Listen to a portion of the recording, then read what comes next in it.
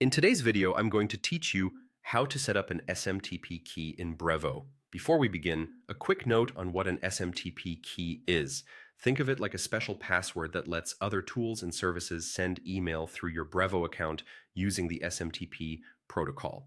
It's different from an API key because it's specifically designed for SMT connections. Because it grants sending access, treat it as highly sensitive, and keep it private. Start by logging in to your Brevo account. Once you're in, look toward the top right corner of the dashboard. You'll see your organization's name next to a small settings icon. Click that gear icon to open your account settings, then choose the option labeled SMTP and API. This page centralizes the credentials you'll use to connect external apps to Brevo. On the right-hand side, at the top of this page, there's a button that says Generate a new SMTP key. Click that, and you'll be prompted to give the key a name.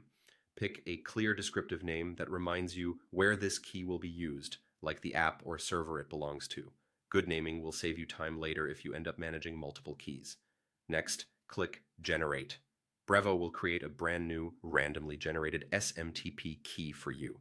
This is your one chance to copy it in full. Select the key and copy it right away, then store it somewhere secure. A password manager is ideal, and it helps keep your credentials organized and protected. Avoid saving it in plain text, sending it over chat or email, or pasting it into shared documents. If the key is ever lost or exposed, don't worry. You can simply generate a new one to replace it, but you won't be able to retrieve the original value later. Once you've copied the key and saved it securely, click OK to close the prompt. You'll now see the newly created SMTP key listed on the SMTP and API page with the name you assigned.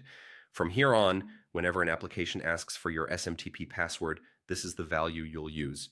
The name you chose will help you recognize the key in your list, and you can return to this page anytime to review or manage your SMT keys. And that's all there is to it. You've successfully created an SMT key in Brevo.